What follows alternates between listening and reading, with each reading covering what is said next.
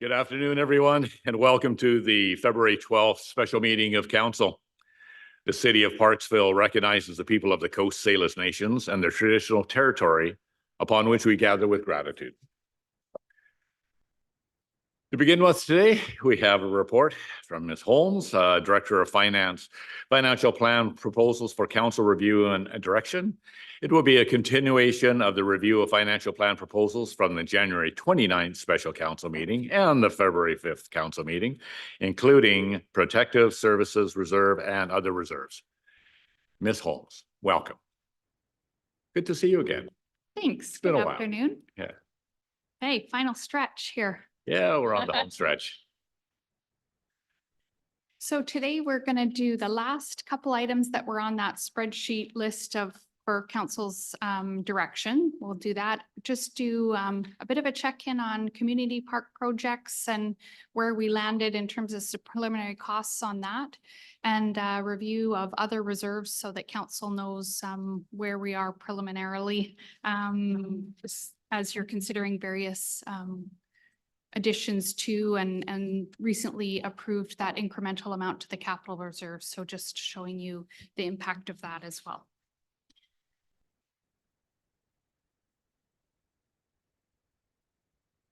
Okay, just as we typically do at the beginning of our meeting, just checking in. So as you can see, we're in the final stretch on the public consultation and details of the financial plan. So next week, we'll be looking at provisional financial plan bylaws for 3 readings and adoption in March if it's as expected. Later in April and May, as you know, we'll do a tax rates bylaw and our water and sewer rates bylaws, as well as any changes with new information between now and then. And we'll have the final roll for tax rates from BC Assessment. So that'll be coming back to you in April and May. Okay, just to refresh where we started with all of our core financial plans that have been presented over the last couple of months is a 4.7% plus a 5% capital reserve contribution, and then 5% increase for water, 3% for sewer. After the last meeting, we're now at 5.9% increase plus the 0.5 incremental, so a total of 6.4%. Which incorporates the items that were discussed at the last meeting, being the continuation of that incremental capital reserve amount starting next year. So you'll see the change in 2025 related to that, as well as the operating costs for the facilities van. The capital costs will come out of surplus. And then reducing the property taxes for the funding of 50,000 of the OCP DCC review and using surplus for that. So there was a slight reduction from what had been presented previously. So the average residential home, it'll amount to about $187 annually. That's what we're looking at after last week's meeting. So the last item that we had for council to consider and give direction on was the consideration of establishing a protective services reserve. And this is something that we talked about last year with your first financial plan that you went through as a council. And then again, when we looked at our draft reserves and surplus policy. And so just bringing that back to you again for some direction, if it was something that you wanted to start this year. We've had a lot of discussion about that population threshold is getting closer and is within this 5-year plan that we're looking at. But as well, the fire department also has some significant replacements. We've got the fire hall reno that's currently funded mostly with gas tax, but some other amounts as well. But there's always significant apparatus replacement with the fire department, as well as with growth of our communities. There may be in the future the addition of a second fire hall as well. So it's one that actually has quite a lot of known numbers around that contributions to this reserve can be calculated. The other thing, though, that impacted it this year is the introduction of the provincial legislation that allows us to collect DCCs for police and fire. And so until we know kind of the impact of all of that, it's hard to understand fully what that might look like. That said, it still might be a good idea to start something and start the conversation in the community. That was one of the things that was raised, was just how do we let our residents know that this is coming, right? Not everybody knows about the significant change with RCMP costs once we hit that 15,000 population. And again, we don't know whether that will happen at the next census or not. If it doesn't, and we get another 5-year pass, well, then we'll be in really good shape. If it does happen, then at least we've started that conversation and our residents are getting prepared for it and understanding where those extra costs are coming from. What I've proposed and can show you some illustrations around is if you were to do something similar to the capital reserve with just a 0.5% incremental towards a protective services reserve, it would amount to, here's a chart here. In 10 years, there would be close to $5 million in the reserve after 5 years or after 10 years. And so that would go a long way towards funding any of those capital projects, but also perhaps smoothing the property tax increase related to that significant increase in RCMP costs. And as you know, if you just do the incremental 0.5%, it grows exponentially, as can be seen there, rather than just the same amount every year. So that certainly would be my recommendation if council was going to consider this. Again, it might be something you want to start next year, but certainly I think it's important that we start to put it on the radar of our residents that this is coming. There are other options for considering funding our protective services, and we've talked about those in the past as well, parcel taxes, or perhaps an allocation of non-market change in our property tax roll, or other percentages or a set amount. So I'm just proposing what I think might be your best alternative, but it's certainly not the only alternative. So if it was to be a 0.5% incremental property tax, it would be a 0.5% increase on top of those numbers that I already showed you. And then over the 5 years would be a total of 1.375 million contribution and property tax collected. So that's the impact over the entire 5 years. And I'm happy to take any questions you might have about this item specifically, being the first one there. Councillor Gore, go ahead, sir. Good afternoon, Mayor and Council. Hi, Jenna. Thank you. How did we come up with 1.5 million to be moved from accumulated surplus? Can that number be higher? And the second question is, does it have to be 0.5%? I know in the next slide you talk about the levy, and perhaps it could be 0.25. Have you looked at those options? And if you were to start off on a higher number from the accumulated surplus, let's say 3 million or something, would that change the statistics a bit? Have you looked at other options? Thank you. Through the mayor. So let's start with the easier one, which is the second of those up on the slide. The 1.5 million is where that amount came from. As I looked at the last 5 years and the difference between what we had essentially taxed for policing services relative to what the actual cost was. Because although we budget fully for what our contract is, if we have members that are away on sick time or get pulled into another situation in other communities, we only get billed for the staff that is in Parksville. That said, there can also be incremental costs like we saw this year of overtime and other things where they have to respond to things that are essentially outside the contract. That can come from events that have gone awry or situations or perhaps significant crime that then is a separate billing outside of the contract. So what this shows is from 2018 to 2022, which were the audited numbers that we had to date, is that there was an accumulation in unrestricted surplus of about $1.6 million over that time that I felt council could legitimately put into a reserve, because perhaps you might have used that as a reserve funding formula along the way. You know, there might have been an argument to be made for in every year, whatever our surplus is, if anything, from our RCMP contract, we just put that into the reserve. So that was just my suggestion to you, that you could start the reserve with that amount, and that was the source of it. then you could also contemplate, as I think that I had mentioned in the reserve policy, making that part of the reserve policy, was that if there's specific surplus related to the RCMP contract, that that's the amount that goes into the reserve. So that's that one. The amount in terms of the contribution, it could be whatever council's discretion is on that. As I said, there's a number of different ways you could come at a contribution amount.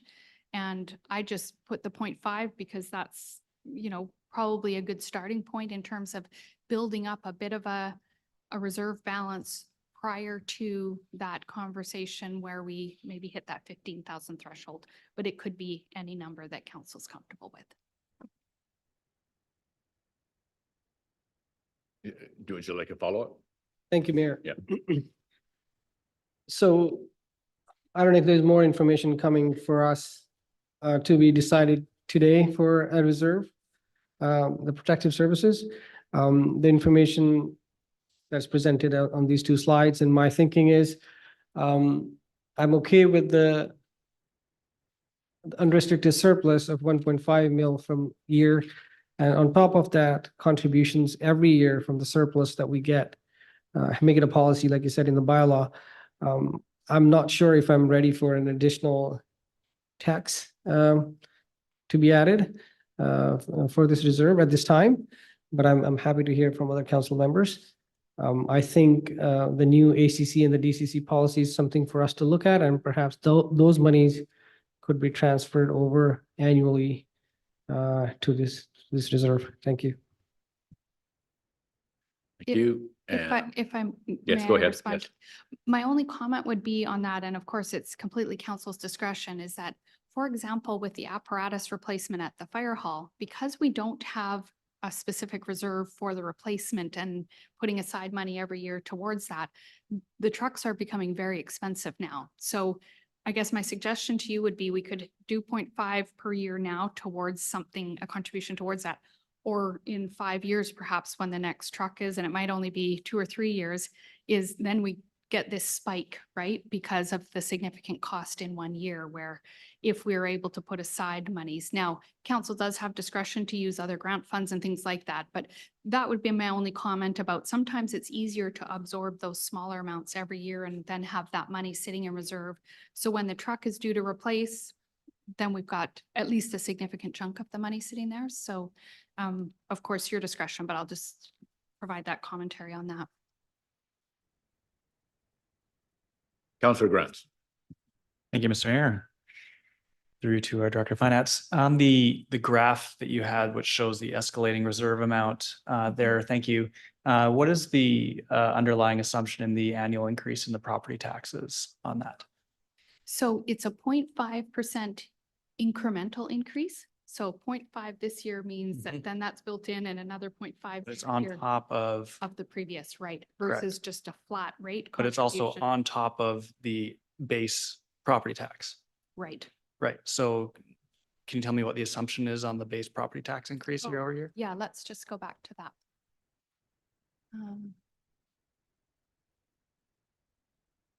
Here we are here. So let's just go back one for a minute. So you can see where we started before council's direction over the last couple of meetings is that we had 4.7 and plus 5.5% in 2024. And that's all the direction that council had given with respect to the capital reserve. And so there's no incremental amount from 2025 onwards. So the contribution this year is 320,000. It would just stay at 320,000 every year.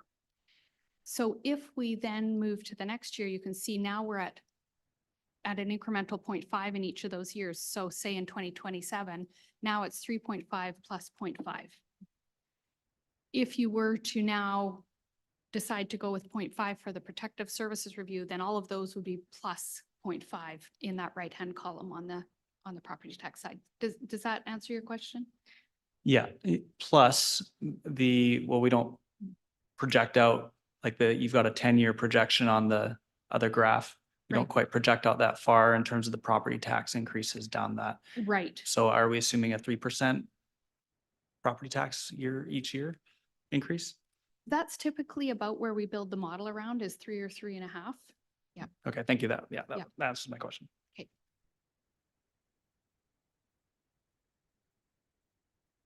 If I can just jump in here, Counselor Martin, I was trying to read upside down here. That's a little fine for my eyes.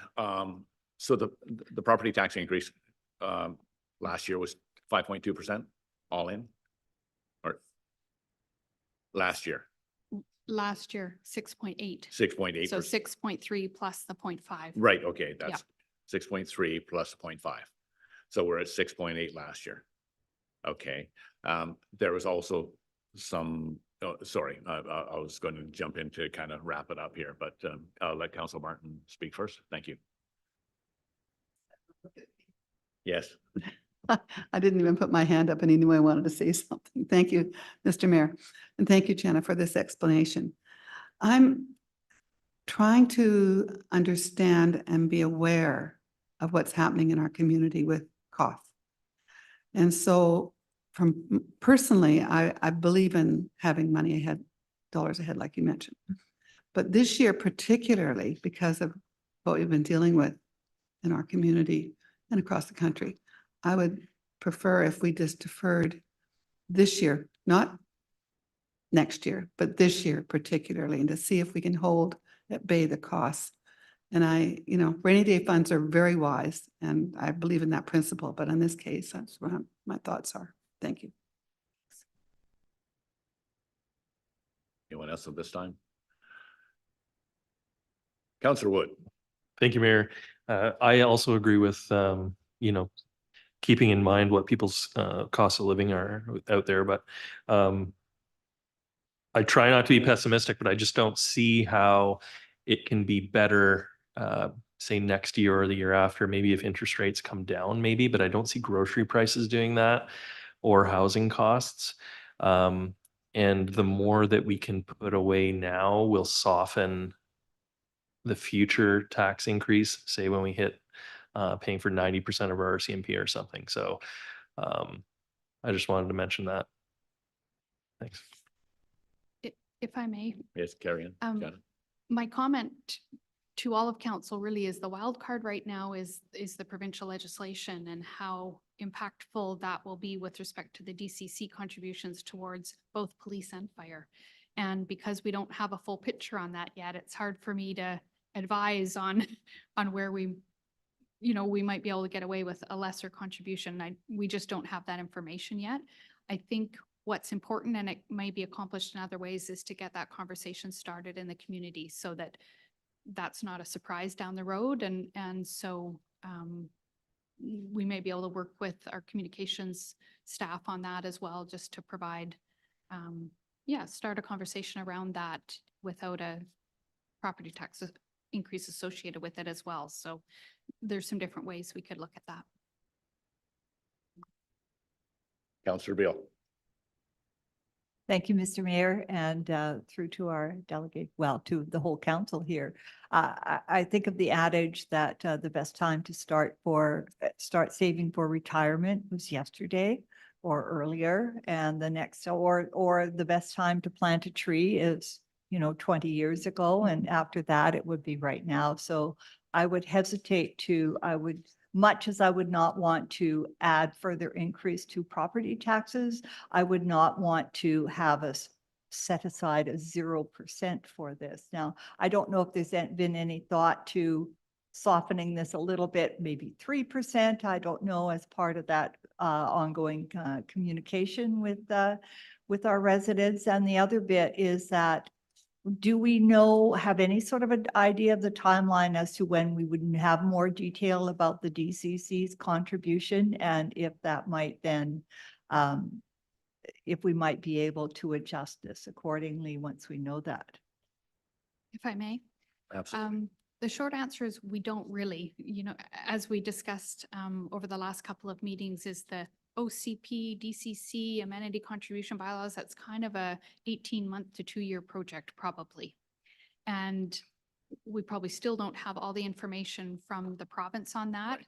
And part of it is identifying the things that you might collect those amounts for. And so that'll be the first thing, is identifying those, which will give us some more information that, I mean, I think we have a lot of it right now, but there'll be some more drilling down on what those amounts should be. And then we don't know how many developers are going to show up to pay the DCCs, right? So there can be a whole process of setting up this structure. And then if nobody comes through the door to actually apply for and go along that process. So the DCCs are very difficult to estimate. And generally in our financial plan, we don't assume any amount of DCC revenue. We just, as we receive it, then it gets incorporated in estimates and plans and such. So the short answer is it's a little or a lot gray right now. Yes, thank you for that, Jetta. And I echo what Councillor Beal was saying, but I exercise caution on looking at the DCCs as a possible funding formula on this. And not only for the fact of whether it would happen or not, but when it would happen and if it will happen. I really don't believe it would in place to impact even our next year. We're sitting here 1 year from now, was deciding it. I believe that we won't even have a DCC structure in play at that point. So I think we should consider actually what we need to do at this point without any reflection on possible what could happen on the DCC. So many moving pieces on that. We won't even get into it now. There will be lots of time for discussion in the following year on what that's going to look. As I see it, anyways, I have certainly had no problem with using unrestricted reserve. That's a no-brainer, especially for the RCMP services to take the surplus and put that right into the reserve fund. That makes perfect sense, and I like that formula on an ongoing basis because of staffing and so forth, and that fluctuates, but it's certainly, we've already taxed for that, and it's important that we maintain it in that. So I think that's very prudent to put that into it. I'm a little concerned about, as was mentioned previously, anyways, on the full 0.5%. Looking at today's numbers, we have 5.9 plus 0.5 takes us to 6.4. If we were going to add another 0.5 onto it, that's 6.9. That's going to be known as a 7% tax increase. So that's yeah, exactly. Yes. So 7%, just City of Parksville here. I think that's, to my way of thinking in today's climate, seems a tad high. I think I would be more willing to protection for the future if we were to lessen that to say, as was suggested, either a 0.25 or a 0.3 instead of 0.5, I think would be more in line of the economic climate that we're in right now. I think that would have maybe more acceptance for the population understanding what's coming, and we're at least taking steps now, albeit not as good as they could be if we went for the full 0.5, but with the least amount of hardship incurred by our people. So that's kind of the direction I'm going on this. If I may, I think those are great thoughts around that. My suggestion might be if council does want to adopt that kind of process whereby whatever RCMP surplus is left in a year, when we would bring you the audited financial statements, that would be followed up with kind of here's where the audited numbers, and council would approve whatever that amount of transfer is at the time. And then we could add that into the amended financial plan. What I just wanted to go here was, you can see that in some years that would actually amount to quite a significant contribution to that reserve, right? Some years it's as high as 410,000. You know, in 2019, it would have only been 116, but generally those numbers are quite significant. And so what council may want to consider is that we essentially start the protective services reserve for the RCMP portion with these amounts. And perhaps if you wanted to do a 0.2 or 0.25, we would direct that towards starting to build funds towards the fire department. Part of that reserve, we'll have it in one reserve just to give council flexibility, because there's often those needs go together, but council may want to consider kind of splitting it that way, because there would be quite a significant amount coming if you adopt this as just a general practice of redirecting that amount every year. Councillor Gore. Thank you, Mayor. Do you have a slide or a presentation on the unrestricted reserve today? If I may, no, we typically would do that after the audit is done. There's a lot of entries that impact that at year end. And so estimating that is especially challenging until we've got all of that done for year end. So that would be something that typically would come to council as part of our audited financial statements. My understanding is I think our reserve, the unrestricted are very healthy, sitting at close to 19 million, if I remember. And I know this money will be used over time. I understand that. I just wanted to know, like, what is a healthy reserve amount? Because 19 million unrestricted is, again, it's good, but I want to know what is a good number and how much. I don't want to have too much money in the reserves either. In my opinion, I think we are taxing people now for the future, which is good, but again, those 0.5s all keep adding up, and it does become a lot heavy right now for people to pay. If our unrestricted reserve is growing, in my opinion, I think it's close to what our budget is 20 million a year from property taxes. So we are close to 1 year budget as reserves. Perhaps could we look at using that money more towards these protective services or the capital reserves, you think? If I may. Go ahead. All really interesting points. I think that I can give you a couple of examples with respect to the unrestricted surplus.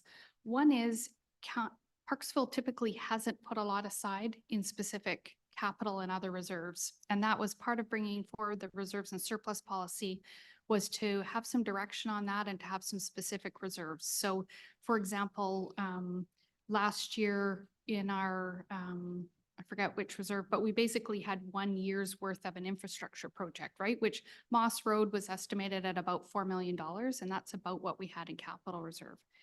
I recently heard a radio interview with the mayor of Merritt, and they're having a significant tax increase this year because basically their significant event 2 falls ago, if you recall, when all the roads were shut down and Merritt was flooded, is that they essentially used up all of their reserves to fund all of their replacement. And I often think, oh, the province will step in when that happens, or the federal government or whatever. And I guess even above that, they essentially drained all their reserves. So one, good for them for having the reserves in the first place, right? But now they're having to top those up again. So I think as we look at that reserves and surplus policy, it provided direction in every reserve as to kind of what would be the best practice balance to be in there. And if you recall, I suggested at that point, we might actually transfer from accumulated unrestricted surplus to start to set up some of those reserves, because those amounts have been collected over time. And had you had a reserves policy, you might have put some of that aside. So I think some of that could be used to establish some of those reserves. But we'll get to this slide a little later. But one of the things that I'm hearing about the new and improved gas tax funding, if it comes through and it's in negotiation, is that the funding is going to be tied to long-term financial plans. And so you have to have an asset management plan that shows your replacement over time, how you're going to fund it, what are your assumptions about higher level government funding and things like that. So I think it's very important that we have our own financial resources to show that Parksville can fund the other 50% of the grant funding, or the other 30%, or whatever that sharing might be.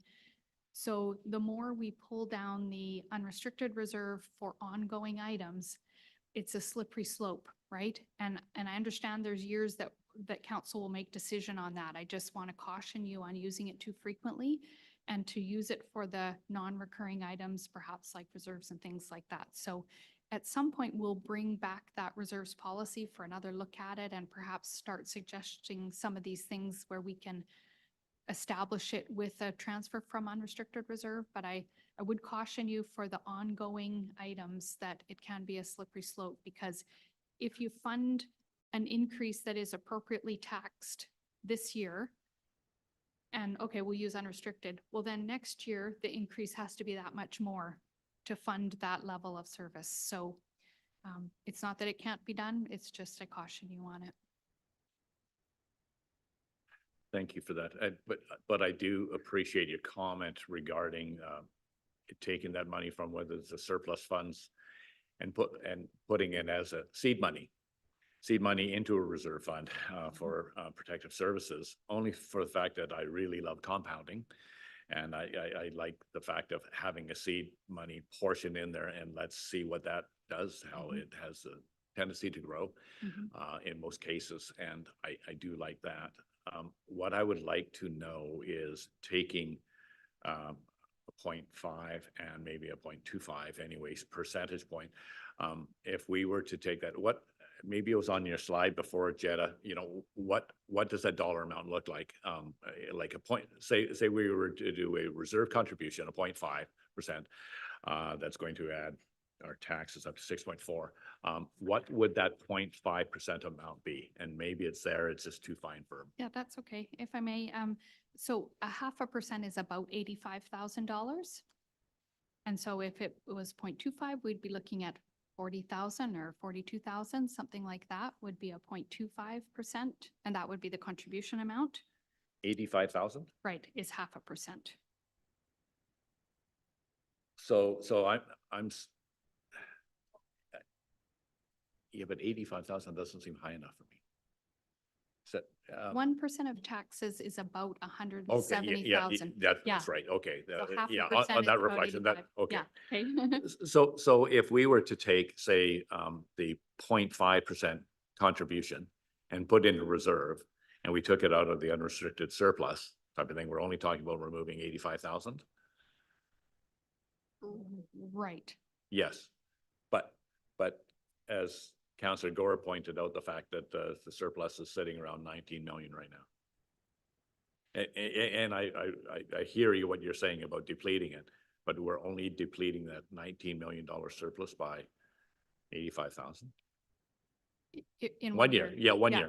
year, yeah, as seed money contribution. Yeah, if I may, if it's council's preference that you'd rather not add anything to property taxes for this, the conversation may be better to be deferred until we bring back an asset management plan that says, here's the trucks that need to be replaced over some amount of time, and provide a better advice on what amounts may be appropriate. Because if you're going to just take it from unrestricted surplus, which, as I've said, may be a way to establish some of these reserves anyway, it would be better for council to understand, okay, we need X dollars in 2026 when there's a truck to be replaced or something like that. So I would feel more comfortable with bringing you back some better advice in consultation with the fire chief on, okay, what amounts need to be there? Because you might make a different decision about what amount as a lump sum from unrestricted surplus. The other thing is we want to look at that whole picture of, okay, what are the other amounts that may come at us? What do we want to have? Perhaps, like, so some of the best practices around the unrestricted is maybe you want to have 6 months worth of operating costs in cash, working capital. So I'd want to make sure we work backwards on that 19 million. Okay, here's the minimum it needs to be. Here's some that might be available for moving to other reserves. So I'd rather bring council better information and advice on what amounts might be appropriate rather than add an amount in right now based on a relationship to property tax rates. Right, so what I'm hearing is I want to, from council, I saw some reluctance anyways at the table here today to jump past the 6.4, like in one fell swoop here, and I heard more of like, let's get more creative and maybe see if whatever, but we could only get more creative when we have those actual figures that, as you say, when we consider all the asset infrastructure plans that we have coming up as well. So I would think, I'll go to you in a second, Councillor Gore. I would think that maybe we want to hold off on adding a percentage into reserve at this point until we've at least had the conversation. We don't need anything until that time. That's what I'm hearing from the table, Councillor Gore. Yeah, thank you, Mayor. I think that's appropriate. I do want to know how much of this unrestricted surplus is invested? Is it making us any money? Any excess funds are invested. Okay, Yeah, they're all in our investment portfolio. We have a certain amount that we keep in our current account, but it's all invested in our investment portfolios with about 3 or 4 different investment banks. so, But I can comment on that as well, Councillor Gore. But even if we take it aside and take it out of this fund and put it in the other fund, that money is invested as well.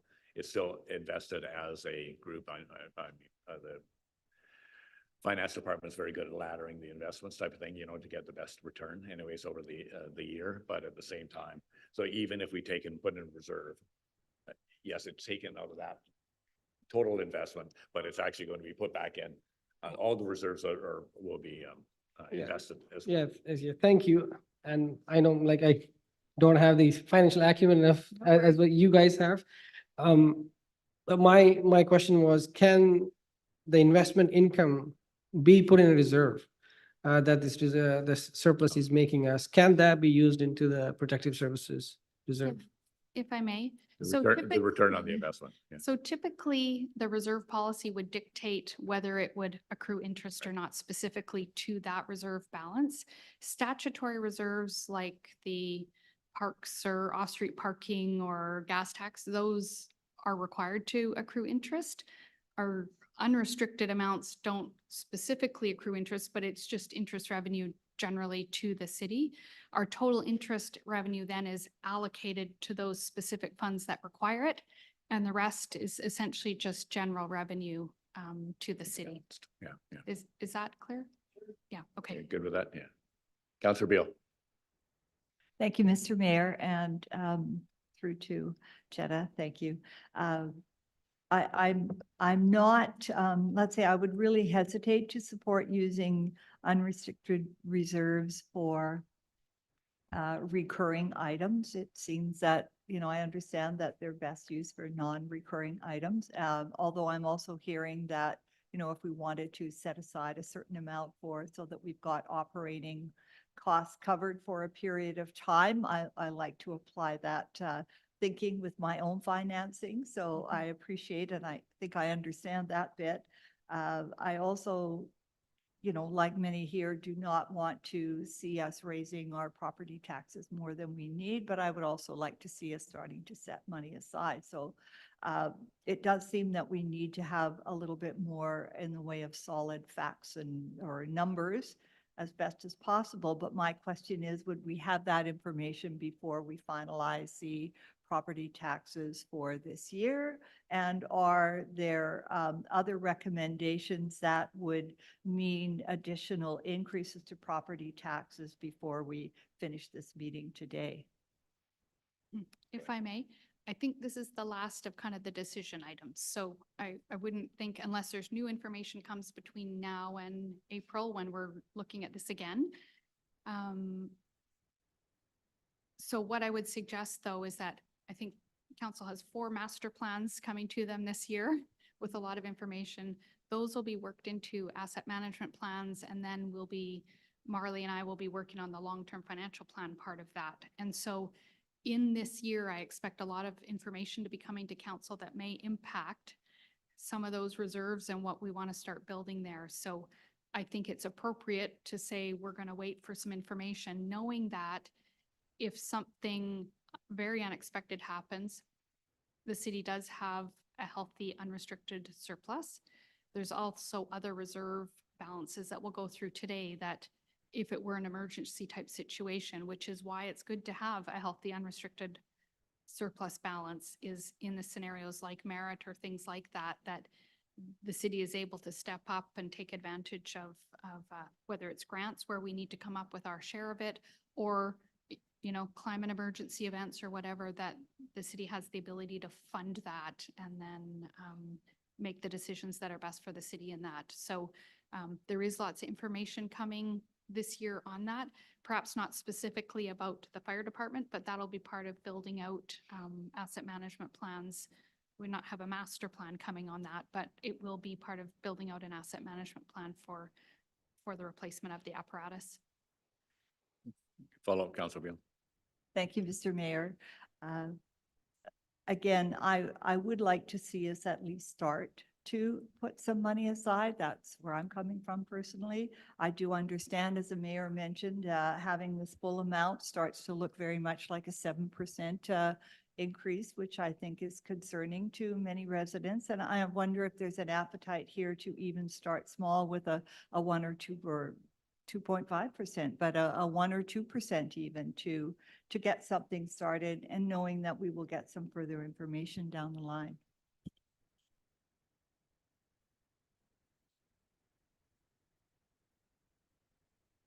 And I appreciate that suggestion too. Yes, I do. So council, I'm trying to come to consensus here. So what I'm hearing today, it would be nice if we made a decision whether we're going to add it on to a tax increase right now, a percentage of, or we can rely on the fact we're going to get more information through the year and that we can be revisited anytime so that we feel that we have an unrestricted reserve that is healthy enough that we can actually pull an amount out there and put it into reserve for protective services. That's what I'm hearing here. So we have two options, or as Councillor Beal has just put out there, is maybe just to start the money in the pot. And as I say, my friend is compounding when we do that. So that's as of today, that tree that we plant today will sprout next spring. So we could actually do that with a smaller increase. So I'm looking around the table. I have my own ideas on this, but I want council to weigh in on this. If I could just, I'm sorry to pick on you, but I'm going to. Councillor Grants, tell me what you think. So I am in principle very much in favor of easing ourselves into this increase that's coming. I would, however, be most happy with tacking on the final number, making the final number tack on decision based on once we have the complete and settled amount of tax increase so that we know what we're tacking that onto. So I think we're pretty close to that, but we had a few more lines left, I think, on our spreadsheet to go through that could up or down what that number is. But I'm still trying to actually figure out some of the blanks. If I can ask a question of our Director of Finance, is do you have the current total budget number like set based on our discussion so far? Do you have that off the top of your head? If I may, sorry, total The budget. total financial plan revenue number, sorry. I don't have that, no. And then I'd be curious what the total taxation revenue line is as well, as it stands today. No, the actual, so in our 2020, Yeah, so we were about. Yeah, in our financial plan. 17 million last year. And yeah, so I don't have that number. It would be adding the 5.9% plus the 0.5% plus the non-market change. So that'll be coming in the bylaw next week, but I don't have it off the top because we've been kind of doing it incrementally these last couple of meetings. Sorry about that. fair, no, all good. Right now, we're at like sort of 2024 last year. For this year, we were projecting a property taxes total line item of 19,816,919 with a total funding sources of 24,509,159. So are we tacking onto the 19,816,919? So the 19 million, we're tacking on these percentages to that number, or because we're not considering I don't have the full picture because we also have a 14% increase in what we're taxing this year based on our BC assessment presentation. Right, if I may. Yeah. So in the core financial plan presentation, I have a copy of it here, but that initial core with the 5.2% increase, which was the 4.7 plus 0.5, plus the non-market change. So the amount that is the extra essentially taxation, which is about 300,000-ish. We were at 18.5 million, which would have been our estimated revenue had council made no more changes. Again, rough numbers based on a bunch of assumptions, but that's about where we would be. Where last year our revenue was 17.2 million, which is where we get that 1% is about $170,000. So that's the math behind it. Does that help? Sorry, our last year being 2023. Yes. So our last year, 2023 financial plan was 18,621,100,000, right? Right. So that includes other forms of taxation. Of the property tax. Okay, so Right. it's that line item that I'm kind of. So it confused about. includes some 1% utility taxes. It includes some grants in lieu for provincial and federal, the library requisition. So the property tax portion was 17.2 million. Okay. And before I go to everyone else at the table, I just wanted clarification. You have a couple more slides left over for today. The Council Grants has alluded to the fact that it'd be nice to know if we're adding any other points or anything to that. No? No. If I Okay, may, so- there's so- no more decision items Okay, on so today's. It's to really answer- just looking at some balances and things like that. So to answer your question, Council Grants, there's no other chances of any other percentage points? Yeah, Today. Yeah, Yeah, today. Well. right. So we may revisit it in April or May. Oh, yeah, There yeah, may yeah. be new information, but as of today, this is what we're basing this provisional financial plan bylaw would be on decisions up until today, and that would come to you at the next council meeting. Thank you. Okay, so we're going to wind it up today. Okay, that's great. Thank you. There's nothing else that's going to come at us coming. Okay, I'm going to go around the table. Councilor Wood, what's your thoughts on which way you'd like to do? Like smaller percentage point as suggested by Councilor Beal, and or just wait until next, say, spring, summer to look at the entire package to see if there's after all the asset management asks are in, so we have a better position of understanding where we are. Yeah, my personal feeling is to leave the unrestricted reserve. I think it's very easy to draw down on that. But if 0.5%, an additional 0.5% is kind of unpalatable, maybe that, say 0.25, maybe 1/4% might be more palatable. We'll still be planting a smaller seed that can still turn into a relatively decent sized tree. Thanks. Love those trees. Councilor Beal, do you want to I'll just say finalize your that comment? I would still like to see at least something put into this reserve. And if presently it's 6.4, if it ends up being a 6.5 or 6.6, 6.6 at 2%, I think that sounds quite reasonable, and having some awareness of what neighboring communities are dealing with as well. I think that would be all right. Thank you, Councilor Beal. Councilor Martin? Thank you, Mr. Mayor. After listening to everybody, I think a very small amount, if it's 2.5 or something like that, would be okay, just to understand where we're coming from. We're trying to be conservative here this year. So, thank you. Thank you, Councilor Martin. Councilor Fraz? Thank you through the mayor to council. I think I'd be in support of holding off till we have more information. The amount that we're talking about, you said about $80,000 or so, I think is probably more valuable to make a decision on. We have all the information. I don't see that being a make or break point if we have to carry that amount forward to know the full picture as we go forward. But also on this idea of the predictive services though too, we know that when we get to that 15,000 threshold, we incur that big cost. Where are we at? We'd put some motion forward to ask the province to review that threshold amount and to tier it a little bit better. I think there might be some value and some room to benefit from pushing that conversation with the province more, because I do think there is it's a pretty big gap that as soon as we hit that threshold that we jump up to.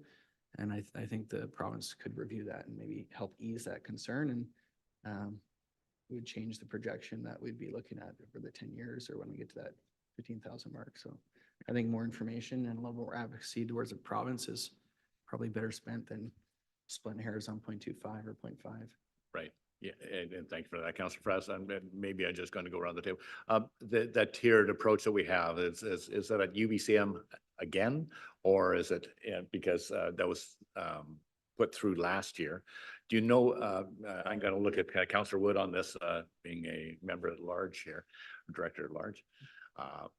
Where are we at on that? Is it back at the province, or is it going to be back on the agenda to reinforce that again at the next UBCM? Yeah, so the motion we're talking about went to FCM because it is a federal agreement that Yes. some provinces have with the feds. Where it is on the radar of FCM Right. in the grand scheme of things, hopefully that would fit into improved municipal financial framework, which is the big push from FCM.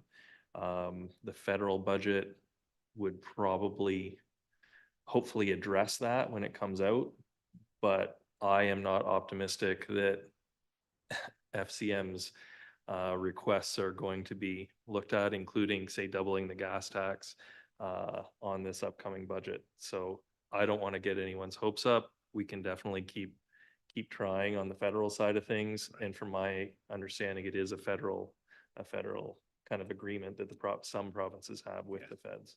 Yeah, and thank you for that. And that, I was just considering what Councillor Prowse mentioned on the advocacy, to try to throw some more gasoline on this fire to get some attention to it.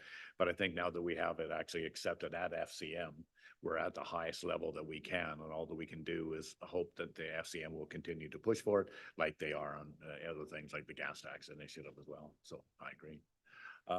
Councillor Gore. Yes, thank you, Mayor. And yeah, I agree with Councillor Frost. I think I would prefer to defer it at this time, revisit it. I know feels like, hey, the reserves, we need to protect our reserves for the, unforeseen circumstances, which I agree with. However, our unrestricted surplus sitting at 19 million, and Director of Finance mentioned that about 6 months room to have in the unrestricted reserves, in my opinion, is close to $10 million. So I think we have a very healthy unrestricted surplus. I would like to get more information and see next year where we are at. Rather than putting a 1.5 million in as the seed money, we could even make it 2 or 3 million, which will make more than adding 0.5% tax increase on people. So at this time, I'm not in favor of putting this extra protective services tax bracket. In my opinion, I think we should stick with what information we have and wait until next year. Thank you. Thank you. Yeah, go ahead, Councillor Wood. Thank you, Mayor. And just one quick note, we talked about Osoyoos a couple of meetings ago, and I'm not sure what the population is there, but they're looking at $6.8 million in wastewater improvements and nearly $16 million for water system infrastructure. So the 6-month idea, I like it, but we don't know what is coming. And so it feels to me like we are doing the city of Parksville more justice to keep that unrestricted reserve for that rainy day that might come.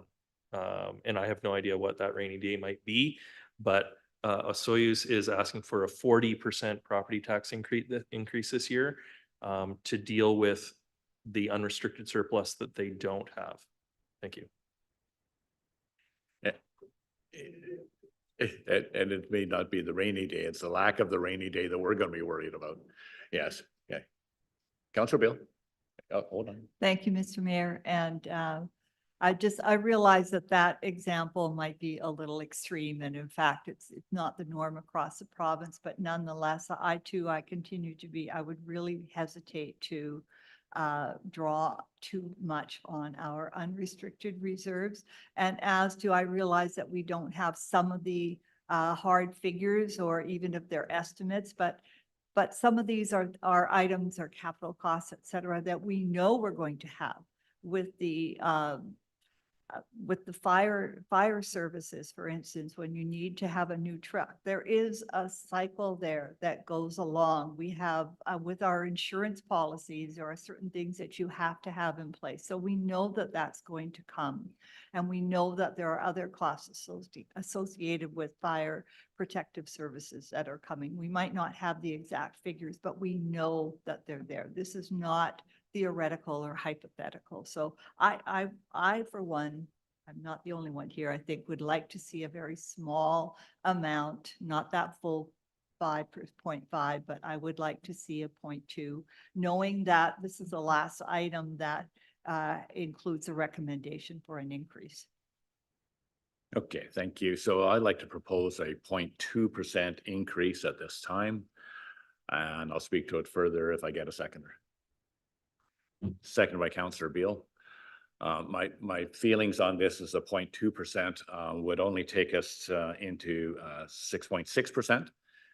And it would start us with the seed money and with the full knowledge that as well, when the further financial plan is fine-tuned, carried on the year with their infrastructure improvements, that's going to come from the capital or the asset management plans. As if we have money at that time from the surplus and so forth, we can add to that. Instead of going for the 0.5%, which was we were considering earlier today, we can add to that 0.2% that we've already got in the way in the process, and we can still do that at that time. So that's why I think it's important that we at least set us in the right direction with minimal impact on the percentage of increase. That's my thought. Councillor Beal, you seconded. You can have any further comment? You're good. Any other people want to have comment on, council members that want to have comment on that? I'll call the question. All those in favor? All those opposed? That is opposed by Councillor Gore. Thank you, council. Good discussion. Thank you so much. Sorry, I'm seeing CAO. We also Taylor? need a motion on the second part of the choices up there, the recoding of the accumulated surplus for the policing. Part? Okay. Yeah. I thought that was automatic going through. No, we should get a direct motion. Got from someone else to council make that on motion? Councillor Grens, like to make the motion? Seconded by Councillor Wood. If you'd like to read out that motion, I'd appreciate that at this time. Or Jada can read out.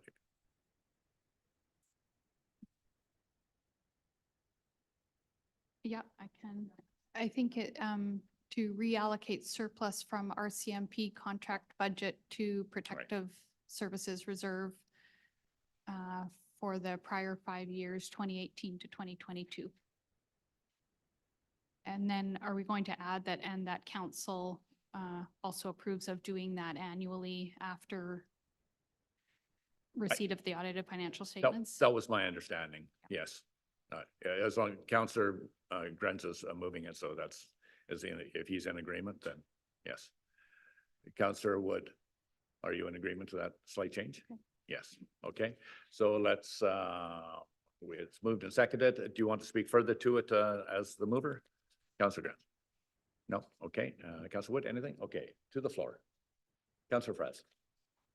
Through the mayor to staff, just have a question, not direct, like exactly about this motion, but just in general here, when it's talking about the fire services and policing, when we have developers, they contribute, sometimes $800, $1,000 per door type thing, and it goes towards our protective services, but in reality, it goes to general revenues. Is that money now going to be directed, if we're going to have this reserve, will that money be directed into the reserve? If I may, not specifically. It was proposed as part of the reserves and surplus policy, but council could certainly add that to this motion if you wanted to do that, because you're right, it hasn't been redirected towards a specific reserve. It's just gone into general revenue, which in essence has helped to fund those purchases over time, but it sometimes is easier when it's tracked specifically so council can understand how much of that might have been funded directly from those types of contributions. But right now, I don't think this resolution would cover that specifically. Councillor Fraz, follow up. I mean, then just to comment to council, I think it would be appropriate if then that did get contributed to that reserve, so that's in line with what I think people's expectations are when they hear it with the developers, and also to provide the fire service a bit more direct action to that money, since that's the reason that the developers are putting it forward towards. So I don't know what it takes then to steer that money to that reserve afterwards, but I would support, I'd like to see that kind of happen so you can move along. Yeah, thank you, Councillor Fraz. The only comment on that, on the amenity contribution, is about to go under a huge renovation, so to speak, by the province. What they're proposing on amenities are right in line line with what they're proposing for the DCCs as well. I think we're in for a big change. You're very right in what you say about it was always said to the fire department.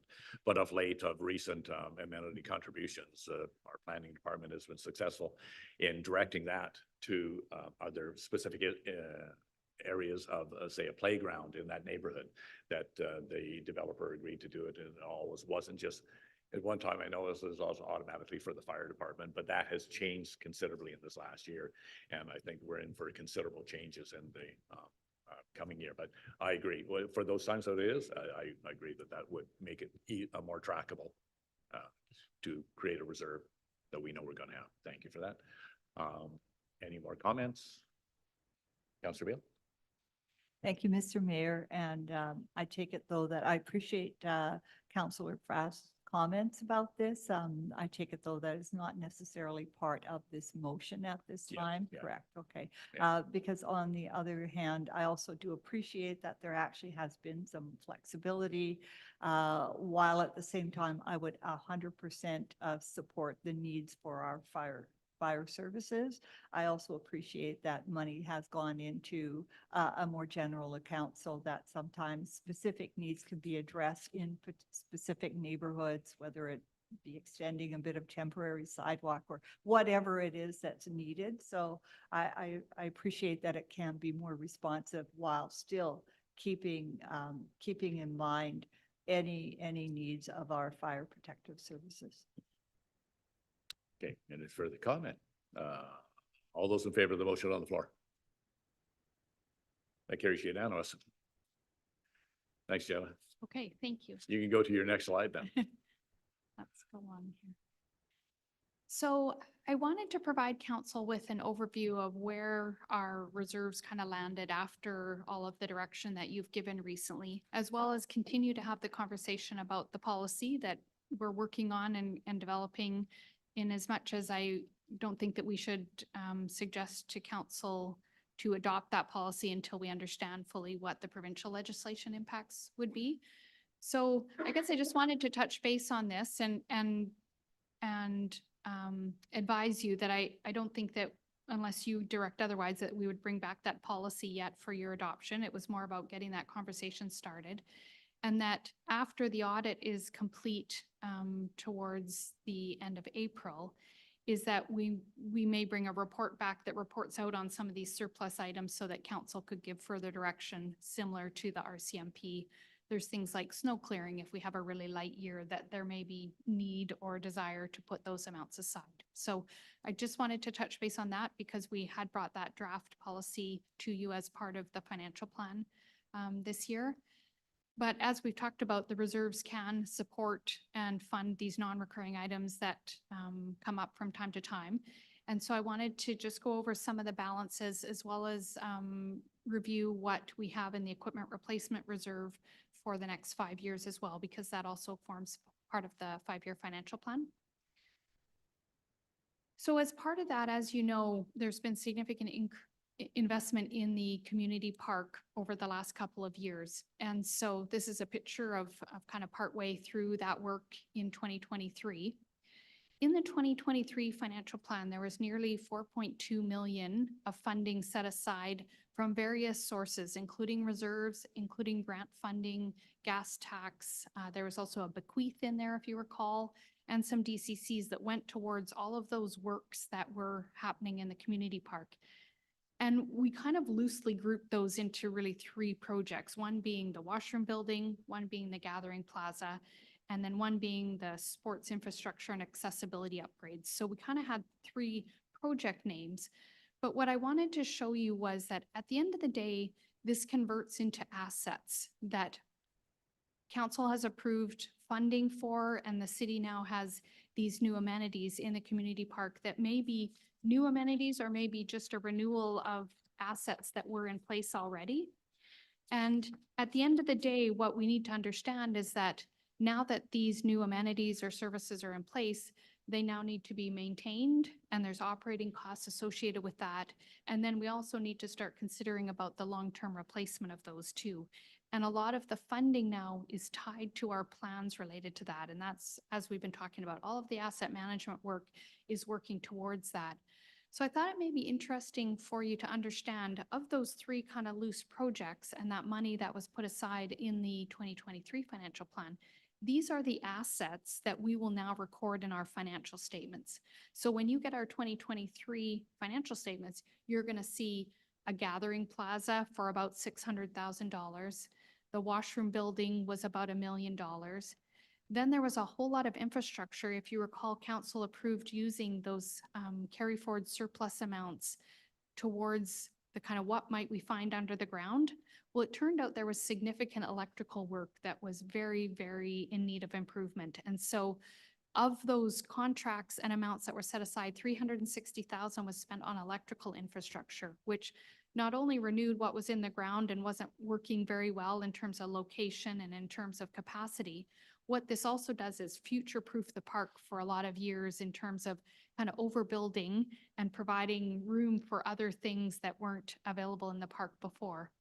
There was roads and sidewalk improvements of nearly 300,000, water and sanitary sewer and storm drainage improvements of nearly 200,000, and then irrigation of about 73,000 put in as part of those projects.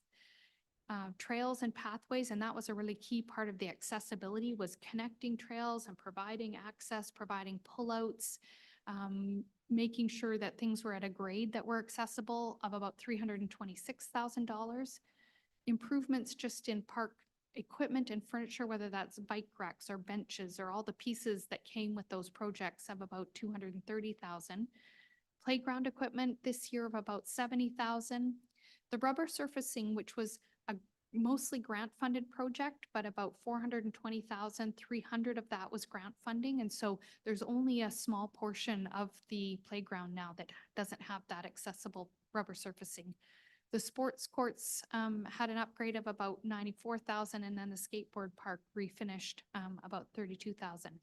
So I sometimes think we talk about these projects, but then don't really understand at the end of the day, these are the assets then that get added to our asset management plans that need to be maintained and eventually replaced at some point, and that will flow into the asset management plans that'll come back to council. And then also wanted to confirm that the preliminary amounts that we had put in the core financial plan in terms of amounts that were remaining, 100,000 on the gathering plaza, 100,000 on the washroom building, and 50,000 remaining next year for consideration of the lacrosse box.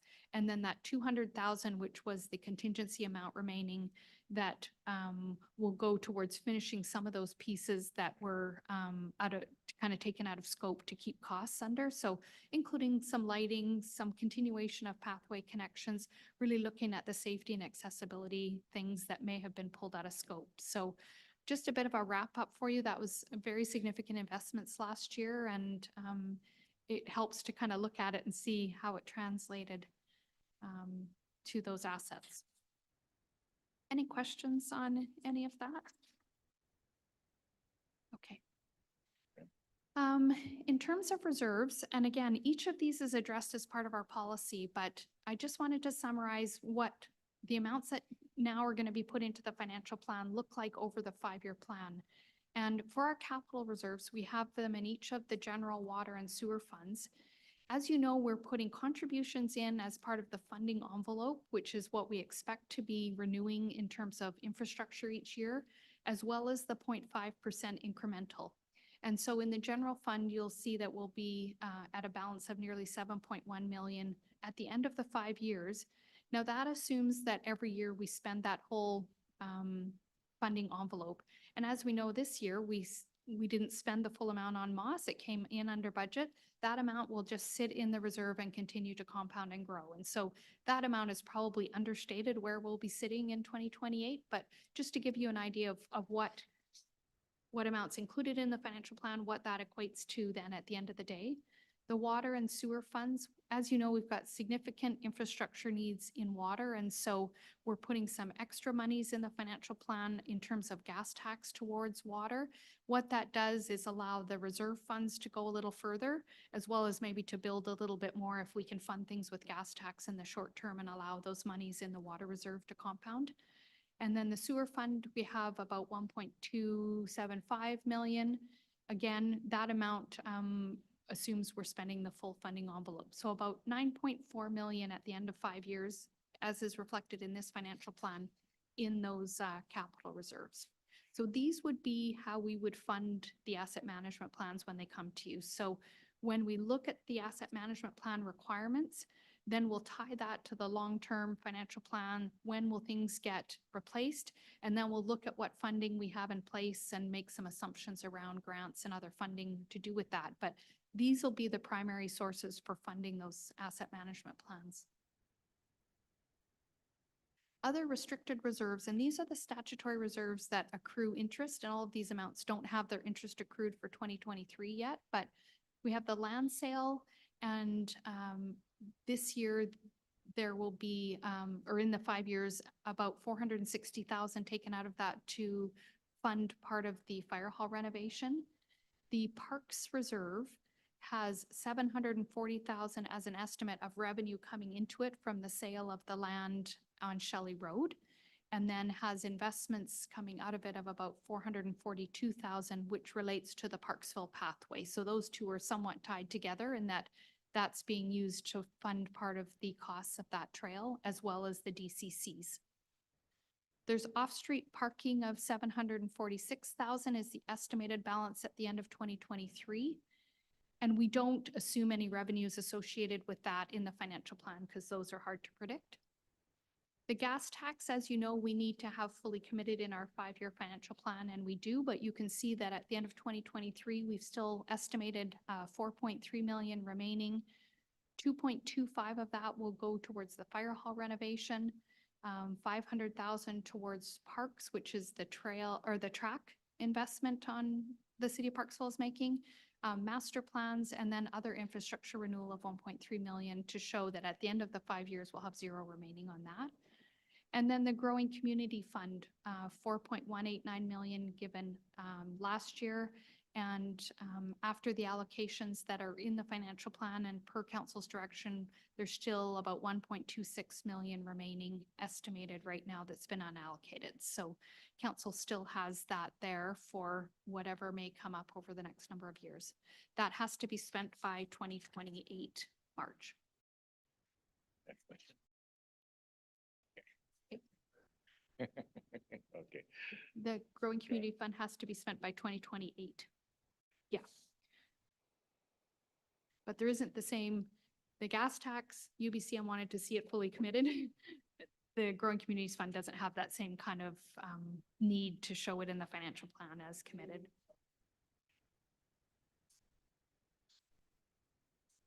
Yeah, right. Sorry, Councillor Gore. Did you have a question? Or you just, did you get the slide you want? Okay. Just if you could just hold on Yep. for a minute, Jed, and see Yep, if there are any for sure. questions from that slide. Councillor Gore. Thank you, Mayor. Took me a while to absorb the numbers here.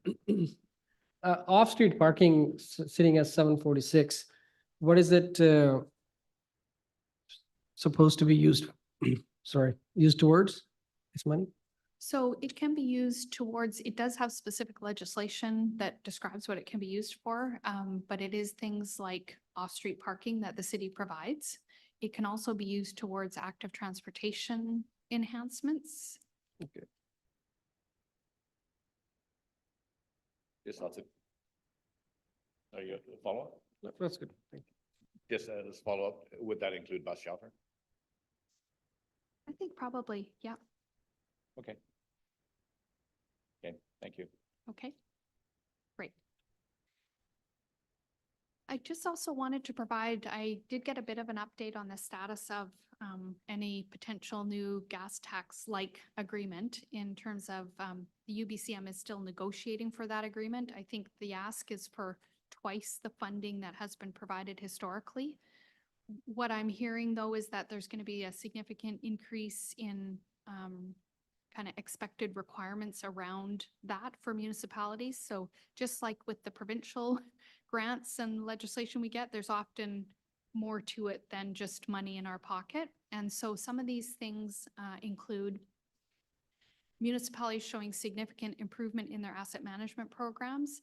And that includes things like having current value and condition assessments, having performance measures like service levels tied to all of the assets, climate action considerations are included in asset management plans and that the reporting related to asset management will be mandatory. Right now, it's sort of not mandatory, although we do have to put it in our provincial reporting. What the UBCM is hoping though is that right now we do it in the LGDE and do it for UBCM. They're hoping to combine those. So at least we would only have to do it once. And it wasn't as easy as just taking this one and putting it in this form because they looked at them differently. So it was actually quite a lot of work. So I know that we would like it if those could be combined, but it will be mandatory and not optional anymore. And that the asset management plans must be tied to long-term financial plans. And so you must be able to demonstrate what the funding assumptions are with respect to that. And that would likely include how you would spend this new gas tax reporting or whatever it will be called. That would be shown as in your long-term financial plan as funding certain portions of infrastructure renewal or assets. So again, don't have a timeline on this, but I did want to bring that most recent information I have on this. The financial plan does not reflect any amount related to this, and we'll continue to wait. And that also could be a source of funding that would impact maybe what we would put into reserves. So there's a lot of moving pieces right now, and I just wanted to provide that update as well. The Growing Communities Fund, as we just touched base on, about 1.264 is unallocated with all of the direction we have to date on this now. A significant investment in the pavement maintenance, which will defer and maintain our road assets a lot longer. And I think that that's a really great investment. Some of the investments are coming in subsequent years, like the downtown lighting and the Shelley Hall Center playground. So those are both in subsequent years, but it's all in the 5-year financial plan. And the more we can be looking at those investments out, the better. There are a lot of different eligible project areas on this. And so we'll continue to provide this as an alternative for funding as council looks at various projects.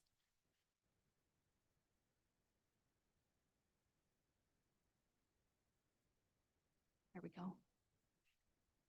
The development cost charge balances, again, just wanted to bring you an update on where we are on it. This is something that we report out on annually as well as in our financial statements, but estimating at the end of the 5-year financial plan without assuming any revenues would be $8.8 million. And that's because we're using about $2 million of it towards the Parksville Pathway, which was one of the very significant DCC projects identified. So in the 5-year financial plan, you'll see that those amounts are committed over the next 3 to 4 years. And as well as we fund the ERWS long-term debt payments are also funded out of DCC. So that's the amount that comes out of water there. You can see in 2023 preliminary numbers, we collected about 1.9 million in DCCs during 2023. The equipment replacement reserve, if you may recall from last year, is where we manage most of our fleet assets out of, not including the fire department fleet though. And it really is asset management at work. We charge internally costs related to the usage of various vehicles and small, typically equipment with wheels. And those charges are flowed back into the reserve as revenue. Purchases are made to replace vehicles out of that revenue. Other costs are charged to the reserve in terms of the maintenance, the insurance costs, the gas and oil for all of those vehicles is charged to the reserve. And we adjust the rates that are charged for various vehicles depending on what we estimate their replacement cost to be. And those are continually monitored by our fleet staff and consideration giving to the appropriate vehicle replacement and timing. And just like with fire department vehicles, we have pretty good timeframes in terms of when those would be replaced. And also consideration about as technology changes, is it time to consider an electric rather than a gas fuel? And so our fleet staff are in touch with other municipalities to understand how is it working in others. Some have gone to electric fire trucks or snow removal, but are having troubles when it's really cold with snow removal. So we may have a climate where that makes sense, but certainly we've got in the equipment reserve, 5 years, the replacement of our 3 electric cars is due. And so the technology has changed a lot in the 10 years since we purchased those. And so our fleet staff are looking at, okay, what does it make sense now and where are we costing and what kind of trade-in?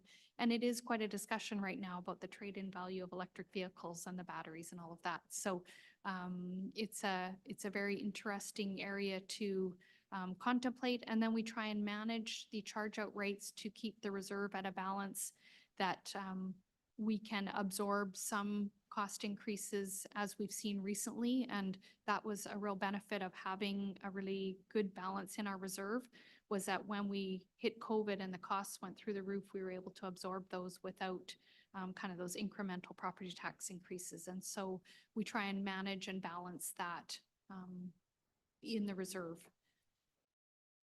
Any questions on that kind of process around the I reserve? would do. Go ahead. Councillor Gar. Thank you, Mayor. My question is to the, about the previous slide on the DCCs. Oh, Back to DCCs. Yeah, sorry. oh, I'm going the wrong way. Questions? Yes. There we go. Stop. Yeah, thank you. Open spaces, Parksville Pathway Project is using about 2 million of that. Is there any other works that use the open spaces DCCs? Have we utilized it in the last 5 years or so? And can you tell us what those have been, please? Yeah, if I may, we have $25,000 in each year related to enhancing trail connections. So it's about new trails, not about maintaining current trails, but often that means that, so for example, we used some in the community park this year to connect up a bunch of trails that were kind of dead ends to make that accessibility to the new washroom building or to drop off areas where the curbs have been dropped and things like that. So that's what it's meant to be. And we do keep just a recurring item of 25,000 each year in there. And if I could get you to go back to your latest slide, please, Okay. Jetta. Thank you. Oh, Oh, yeah, yeah, that one there. So the self-funding reserve, so is there an actual dollar amount in that equipment replacement reserve fund right now? It's about 1.5 million. Right. So that is only used to replace the existing fleet that we have. What about we just agreed to purchase a new van? Right. So that was not funded from the equipment replacement reserve. We got creative and funded that. Where did that end up coming from? But I don't think it came from this. Right, if I may. So how that works is if there's a new vehicle that is not a replacement of a vehicle that's in the reserve, it comes to council for funding, whether that would be by grant or by an increase in property taxes, or in this case, you decided to fund it through the unrestricted surplus. Yes. So that's the purchase cost. All of the operating costs then would roll into the reserve to start to put money aside to replace it over time. So a decision would be made about what the lifespan of it is, and that would be divided out for capital cost to go aside. The actual charge out rate includes a charge for the capital replacement as well as an estimated operating cost per expected hours of usage or some other unit. Yeah. Thank you for the clarification. Thank you. Mhm. If I could give one more example, last year in 2023, a new mower was purchased that was shared across the utilities group. Same kind of thing. They each made a transfer into the reserve to fund that to fund the purchase initially because it was being funded from a few different spots. So in that case, what we did was we put money into the reserve that came from utility rates and property taxes that then purchased that, and now it's part of the reserve as well. Okay, thank Yeah. you. Any further questions? Next slide. Okay. Thank you. So just looking at what will be proposed for this year's bylaw in the 5 years is this is essentially an income statement for the reserve, but it shows the capital purchases in the lowest row under expenditures, which range from about 500,000 upwards to 763,000. Some of the large equipment, whether it's a Vector truck or things like that, can be quite significant in cost. And so we might have spikes, but what we try to do is look at the replacements and fund those accordingly. And that's part of why that reserve balance needs to be quite healthy, because some of those are in the hundreds of thousands of dollars for replacement, where pickup trucks may be more like 50,000. That's the gross cost. And then what you'll see up on the top part, the funding sources is trade-in values are recorded as a revenue there. And so that's also factored in, and we consider the net replacement cost and try and consider the optimum time to trade those in when we're still getting good use of the vehicle, but maybe optimize that trade-in value. And then the internal revenues, you'll see along the top line, those are the internal charges to various departments within the city and for the use of all of these vehicles. And this reserve accrues interest, so there's an estimate there for interest revenue in each year. And then operational costs on the expenditures. And so that would be the insurance, the maintenance, tires, gas and oil, all of that, and then staff costs to maintain the vehicles.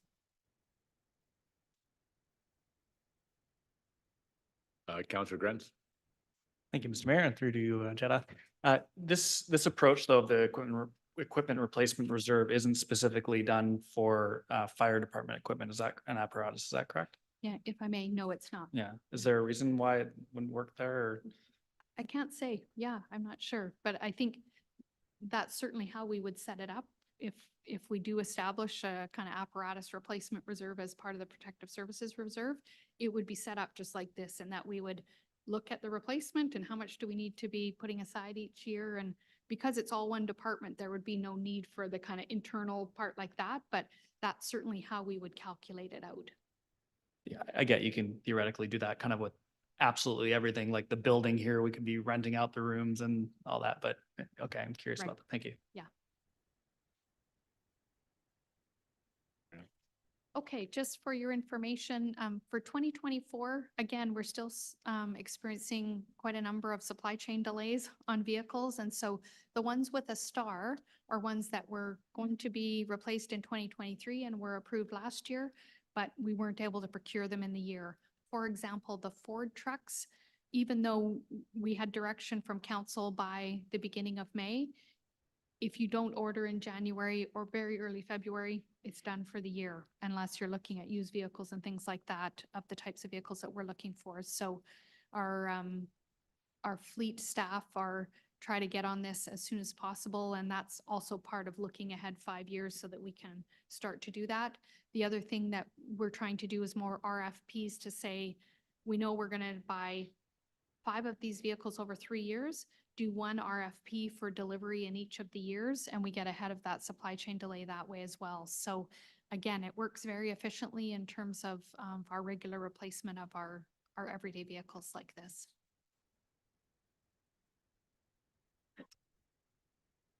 Okay, that's everything. I just really wanted to provide a summary in terms of what we looked at to date, the changes that have been made to the core financial plan that was presented at the beginning of our process.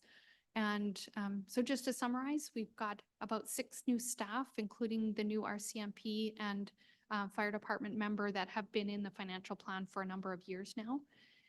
Asset management initiatives in terms of that incremental capital reserve contribution, which will continue to grow the capital reserve, and a significant investment in pavement maintenance and renewal.